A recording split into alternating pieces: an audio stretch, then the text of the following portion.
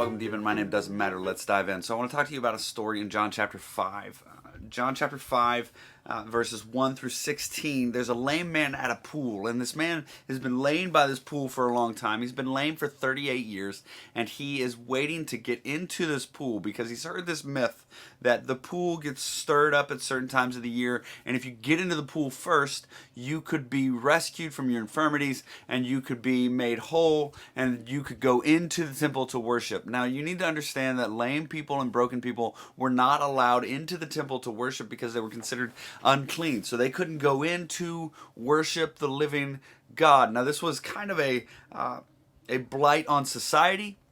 It was an injustice that was being perpetuated by the priestly class. In fact, Ezekiel chapter 34 is very clear that this is a wicked thing, that the lame ought to be brought into worship. Their wounds ought to be bound up. Their brokenness ought to be healed or taken care of. And the priestly class, the shepherds of God, ought to be caring for these broken people in such a way that they are not missing out on worship, and yet they have not. And so God says in Ezekiel 34, I will come and I will be their shepherd and I will displace you. And so that's what's happening here in John chapter 6. Jesus is showing up, the good shepherd of God, who is going to displace these wicked under shepherds who have not done their job. So in John chapter 5, we come to this section where Jesus shows up by a pool, and there's a multitude of blind, sick, lame, and dying around the pool, and Jesus shows up and he identifies one guy and he addresses one man. And in verse 6, and there's a lot to say about this passage, but we're just going to focus in on these four little things. So in verse 6, it says Jesus saw that he had been laying there a long time, or that he had been lying there a long time. So he's been lying by this pool for a long time already. He saw that the man was there, and the point I want to catch there is that Jesus sees the plight of the weak. Jesus sees the plight of the lame, and he sees you. In a world where no one else seems to ever see your issues or troubles or struggles, Jesus sees them, identifies them, and he sees them. He cares about you, and he sees your struggles. Amidst a multitude of people where it seems like no one ever notices you, Jesus notices.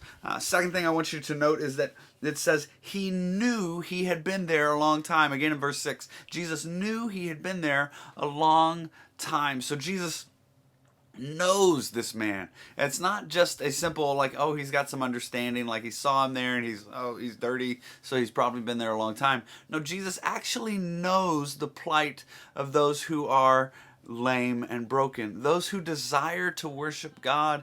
Jesus sees them and he knows them. He knows your weakness. He knows your trouble. He knows what you've been through and that you've been there a long time. Indeed, when no one else sees you and no one else seems to know what's at the center of your heart, Jesus knows. And he knows to the point where he actually can do something about it. And then you jump down just a little bit to verse it's verse 9 or verse 8. Jesus said to the man, get up, take up your bed, and walk. He doesn't ask him, would you please? He says to him, get up, take up your bed, and walk. He's already asked him the question, do you want to be healed? But instead of saying, well, if you want to, maybe you should, or instead of doing some magic spell, Jesus just commands the man, get up, take up your bed, and walk. It's the same thing he does with us when he changes our hearts. When he comes in to save us and rescue us and change our hearts, he doesn't simply ask you. He doesn't go, oh, if you'd like to, follow me. He says, no, take up your cross and follow me. If you're my disciple, follow me. It's not a request. He changes your heart, empowers you to do this, and he calls you to walk after him. So Jesus sees your plight. He knows your weakness and your desire to worship. He knows these things, and then he commands you to stand in righteousness, to be saved, to be rescued and redeemed, that you might go to worship and follow him. So the man stands up, takes up his bed, he walks, and then we see in verse 14 this great phrase that Jesus says after he has this encounter. The man has this encounter with the Pharisees,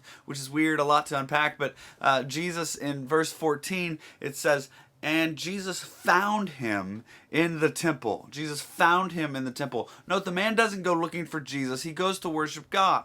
He goes to worship God the best he can. And Jesus comes to him. Jesus comes and finds him, just like he does you, just like he does me. The great Savior of the universe come down. God, man, completely comes down and sees us. He knows our weakness. He knows our infirmities. He sees that we've been here. He knows our struggles. He commands us to stand and be righteous, and he changes our hearts, and then he finds us. He finds us in his temple. He finds us. He comes to get us. Isn't it great that Jesus doesn't just leave you, but he finds you? He doesn't just redeem you and walk away. He comes to find you and rescue you. Oh, what a great and mighty God we serve. I hope you take time to breathe today. Those were 4 things about John chapter 5 in the short bites. Have a great day and go get to work.